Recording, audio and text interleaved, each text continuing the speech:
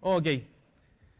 Me toca hablar de un tema que no es lo que frecuentemente nos toca ver, sin embargo, es de esos pacientes que nunca queremos ver.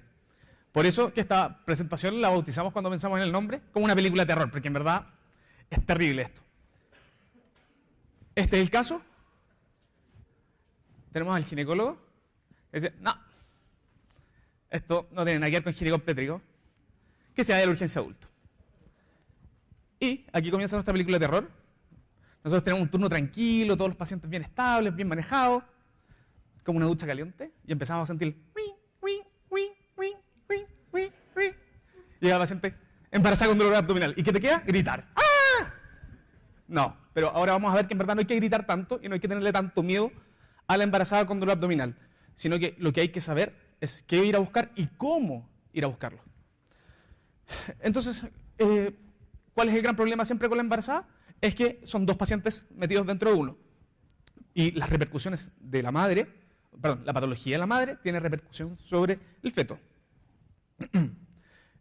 Hay morbimortalidad materno y fetal asociado a estos diagnósticos, sobre todo si son de manera tardía. Hay alteraciones anatómicas que nos hacen que la evaluación del abdomen de la mujer embarazada sea más difícil.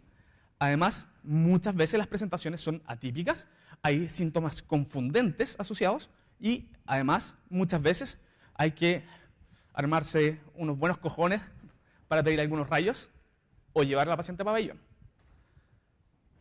Lo primero es esto.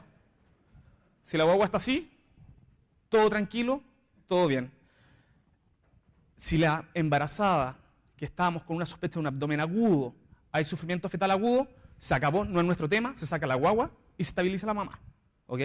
Así es que esto está pensado en una evaluación cuando el ginecólogo nos dice, mira, sabes que la guagua está súper tranquila, todo el perfil biofetal normal, movimientos buenos, buena frecuencia, la paciente es tuya. ¿Ok?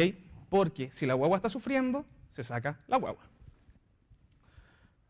Sufrimiento fetal es igual a necesaria.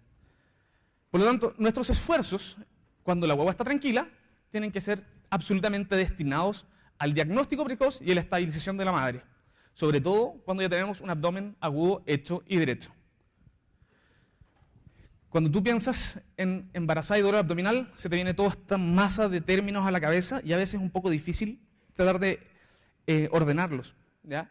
Lo que vamos a tratar de ahora es ordenarnos desde el punto de vista de qué es lo más frecuente y cómo lo vamos a estudiar. Como número, entre el 0,2 al 1% de las embarazadas necesitan algún tipo de cirugía que no tenga nada que ver con el embarazo. Así que no es una tasa tan despreciable, en verdad. Y 1 de cada 500 embarazos, esta cirugía es por causa de un abdomen agudo de frentón. Eso significa dolor intenso, muchas veces asociado a signos peritoneales o fiebre o síntomas acompañantes. Pero en nuestra evaluación aparece esta amiga que se llama progesterona, que nos va a traer hartos problemas. ¿Por qué? Porque la paciente que llega con un dolor abdominal, no cuando ya está con fiebre y con todos los síntomas hechos y derechos, sino que viene con dolor abdominal, nos va a confundir con respecto a los síntomas de presentación. Todos conocemos embarazadas que están constipadas y tienen dolor porque les cuesta ir al baño, que además, por culpa de la progesterona, por la relajación del músculo liso, también se altera el vaciamiento gástrico y la competencia del esfínter esofágico. Por lo tanto, están con muchos síntomas de reflujo y de pirosis. Y además, están vomitando todo el día, sobre todo en la primera etapa del embarazo. Por lo tanto, muchos síntomas asociados se pueden confundir con síntomas propios del embarazo. Y eso nos puede llevar a hacer una mala evaluación y una evaluación tardía. ¿Las causas son todas esas? ¿Vamos a pasar por cada...? No, obvio que no. Vamos a ir a lo sospechoso de siempre, ¿ya? Vamos a ir a buscar qué es lo más frecuente. ¿Por qué? Porque la mujer embarazada puede tener absolutamente cualquier patología que tiene un paciente normal, más las patologías propias de la embarazada. Entonces, nuestra primera gran enemiga, como esto es una película de terror, nos vamos a ir basando en personajes. En vez de Here's Johnny, acá es Here is Pielo. ¿Ok? ¿Por qué? Porque la pielonefritis aguda es probablemente la causa más frecuente de dolor abdominal y fiebre que vamos a ver en la embarazada. Es una causa médica, tratable, pero que hay que tener ojo con un par de cosas. 2% de los embarazos cursan con una pielonefritis aguda. ¿Ya? La tasa de infecciones urinarias bajas es mucho mayor, anda alrededor del 15%. Y bueno, el gran problema de la pielonefritis aguda, sobre todo cuando el tratamiento es tardío, es que aumenta el riesgo materno-fetal. Aumenta, obviamente, la posibilidad de parto prematuro, se relaciona con bajo peso de nacimiento solamente por el hecho de haber tenido una pielonefritis antes. Amnionitis y también con preeclampsia. Así es que tenemos que buscarla, tenemos que tratarla. El gran problema es nuevamente nuestra amiga progesterona. ¿Ya? Como hay dilatación del músculo liso, el vaciamiento de la vejiga es malo, los uréteres se dilatan, por lo tanto, el ascenso de las bacterias es mucho más fácil. Además, el útero ya en la segunda y tercer trimestre del embarazo empieza a comprimir los uréteres, lo cual nos complica un poco más. Y eso además nos complica al minuto de evaluar a esta paciente, porque la embarazada fisiológicamente tiene dilatación pielocaliciaria. ¿Cuánto? Depende. El lado izquierdo más o menos 5 milímetros y el lado derecho hasta 15 milímetros se puede considerar normal. ¿Cuál es el gran problema? ¿Cómo vamos a saber en una paciente si es que está teniendo una piel complicada o no? ¿Y en qué sentido, cuándo deberíamos estudiarla? En general, si la paciente tiene solo una piel normal, no está extremadamente séptica y hay una respuesta esperable al tratamiento, solamente la eco debería ser suficiente. Sin embargo, si la paciente está evolucionando de mala manera, deberíamos estar sospechando que puede haber complicaciones como una pielonefrosis, un cálculo impactado o cualquier complicación habitual de la pielonefritis. El tratamiento, el estudio de elección inicial va a ser siempre el ultrasonido, porque muchas veces nos va a llevar directamente al diagnóstico. Puede mostrar pus, puede mostrar aire dentro del riñón, ¿ya? Y eso nos va a ayudar.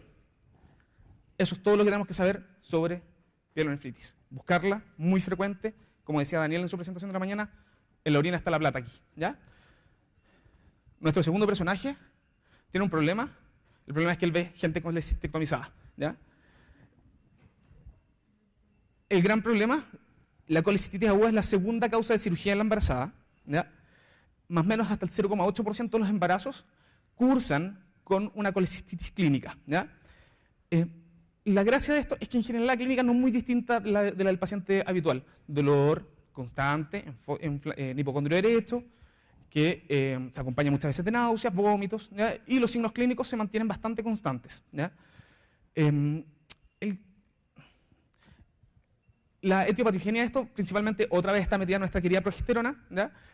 ¿Por qué? Porque como es un relajante del músculo liso, hay un gran vaciamiento, o sea, hay un retardo del vaciamiento de la vesícula, y además los estrógenos nos permiten generar mayor nivel de agregación de los cristales de colesterol, lo cual nos lleva básicamente a un aumento de la posibilidad de tener patología biliar. El manejo, hay varios estudios que muestran de que el manejo conservador podría ser el de elección en la gran mayoría de los pacientes, excepto en los pacientes que están sépticos, ¿ya? De frentón, en los pacientes que tienen un alto riesgo de perforación o los pacientes que tienen gangrena. Por lo tanto, el tratamiento inicial de esta paciente va a ser manejo sintomático, por supuesto, dolor, hidratación y antibióticos, ¿ya? Y obviamente, estos son los pacientes que tenemos que, en todos estos pacientes, la verdad, todo lo que estamos viendo ahora son este tipo de pacientes que tenemos que trabajar muy codo a codo con nuestro equipo de cirujanos, con nuestro equipo de ginecólogos, porque las decisiones muchas veces no las vamos a tomar nosotros. Pero cuando el paciente esté en el servicio de urgencia, nosotros somos los que tenemos que preocuparnos de que no se vaya a complicar. Nuestro tercer personaje ya que vamos a ir a buscar es, vamos a jugar un juego con tu páncreas, ¿ya? Pancreatitis aguda es bastante frecuente en el embarazo. Hay algunas series que muestran que hasta el 1% de los embarazos tienen elevación de enzimas pancreáticas. El gran punto es que muchas veces, y la gran mayoría de las pancreatitis son muy agudas y muy leves. Es muy raro tener pancreatitis complicada. La mayoría de los pacientes basta estudio con laboratorio y ultrasonido. Y en el ultrasonido, ¿qué es lo que vamos a ir a buscar? Dilatación de la vía biliar. ¿Por qué? Porque eso sí hay varios reportes que dicen, sobre todo en la era pre-colangioresonancia, que uno debe tratar de evitar el ERCP como método de estudio, más allá de la posibilidad de inflamar aún más el páncreas. Está dado porque hay hay muy alta incidencia de sangrado por el esfínter de Oddi, ¿ya? Y hay complicaciones secundarias de este. Continuando, la herpes hiatointestino, que va a ser la obstrucción intestinal. La mujer embarazada no es tan frecuente, pero sí hay que pensarla y buscarla. ¿Por qué? Porque tiene muy mal pronóstico. De 1 a 1.500 a 3.000 embarazos, o sea, en verdad es bien rara de verla, ¿ya? Y la mayoría se da en el tercer trimestre. El gran problema es que la mortalidad materna es anda entre el 6 y el 10%, y la mortalidad fetal es de un 26%. O sea, por lo tanto, una obstrucción intestinal tiene muy mal pronóstico y obviamente este pronóstico empeora con diagnósticos tardíos. Cada vez, además, la vamos a ver más frecuente. ¿Por qué? Porque las mujeres se están embarazando más tarde. Entre más tarde sabemos que tenemos más bridas, más adherencia, y además cada día se hacen más procedimientos que pueden generar este tipo de complicaciones. Y además hay más mujeres que se embarazan que tienen enfermedad inflamatoria intestinal, que es uno de los grandes factores de riesgo para también producir una obstrucción intestinal. Lo más importante es la resolución precoz y la evaluación inicial. Hay algunos estudios que muestran radiografías seriadas y, en teoría, si hay duda, el escáner. Pero ahora nos vamos a mover un poquito más hacia los métodos de estudio, ¿ya? Y este fue el personaje que me echó a perder como 2 años de sueño cuando tenía como 8 o 10 años. Lo odié, ¿ya? El famoso It, el payaso asesino, y quieres un apéndice. Este es el que nos complica más que todos. ¿Por qué? Porque es 1 en 1.500 embarazos más o menos, y la mayoría se ve en el segundo trimestre.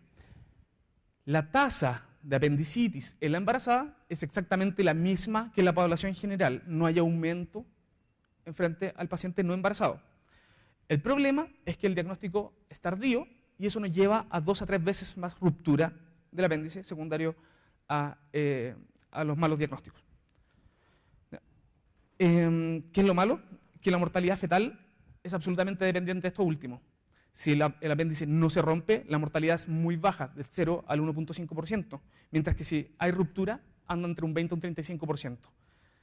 La necesidad de hacer un buen diagnóstico de la apendicitis queda más que en evidencia con esos números.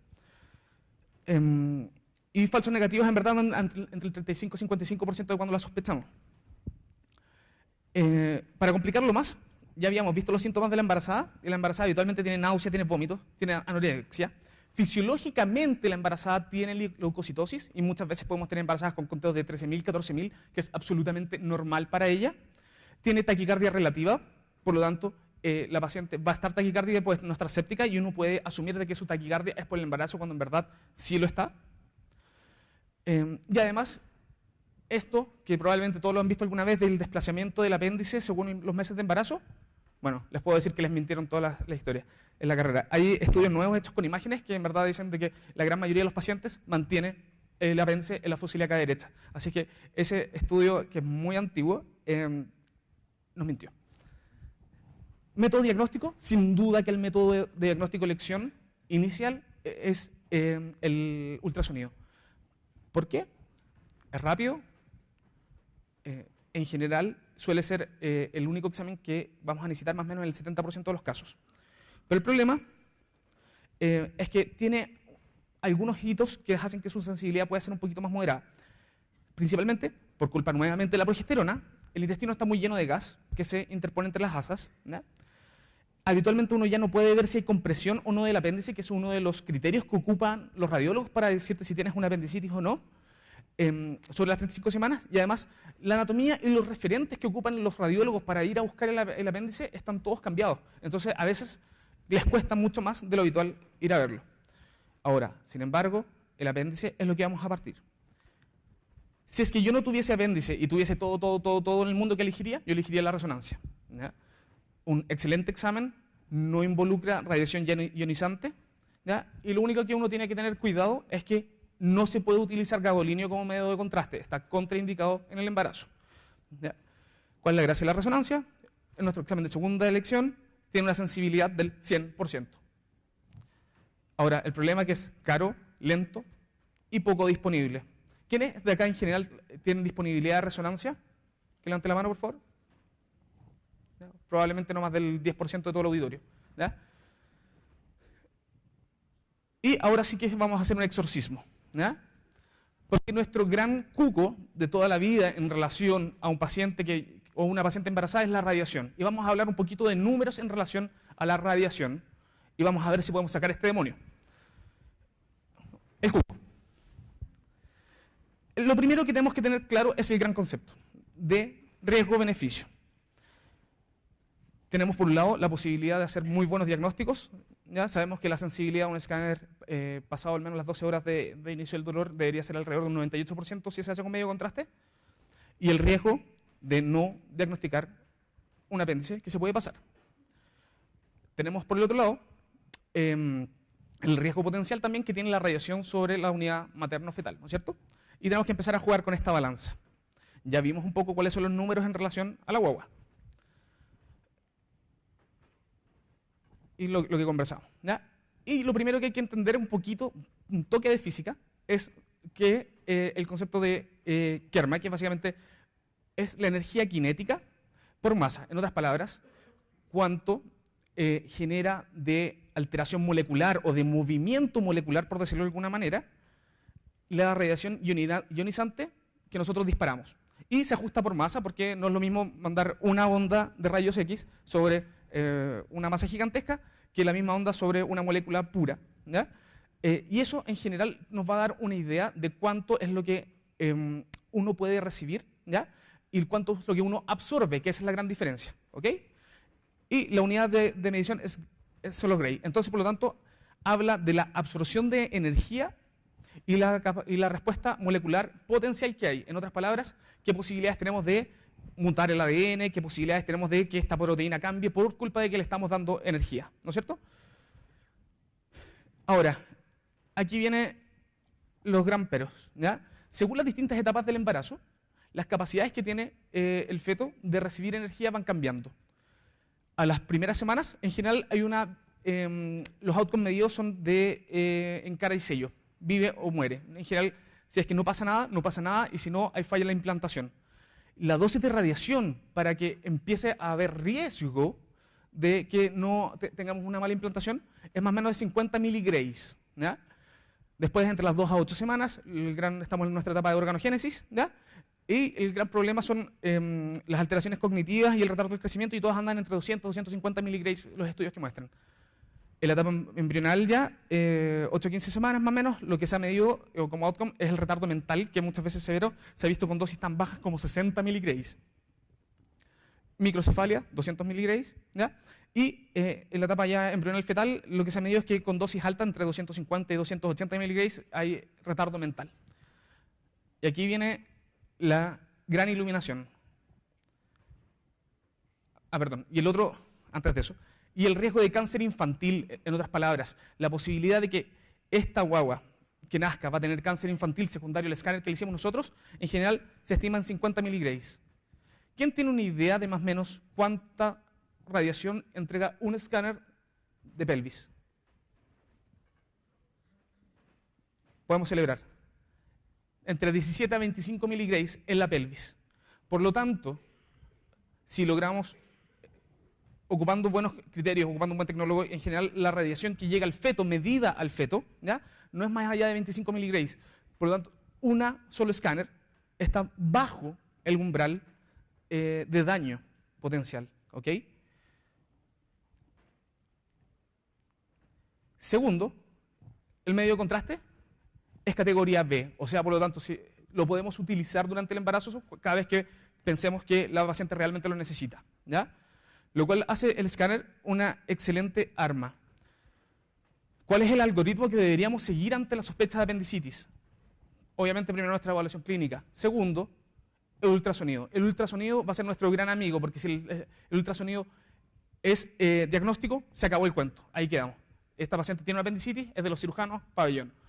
Pero, si es que la paciente no tiene, no le logramos ver el apéndice, ¿qué es lo que vamos a hacer? Si la probabilidad pretest realmente, nuestra gestalt sobre el paciente, nos parece que no es muy alta, podemos seguir observándola un poco más, tratar de repetir la ecografía en 6 horas más y ver hacia dónde se mueve. Pero si es que nuestra probabilidad pretest nos parece alta, o sea, nosotros creemos que esta paciente altamente tiene un apéndice, debemos ser más proactivos. Y eso significa resonancia como primera probabilidad. Si fuese mi señora y yo tengo disponibilidad de resonancia, yo la resueno, no le hago un escáner.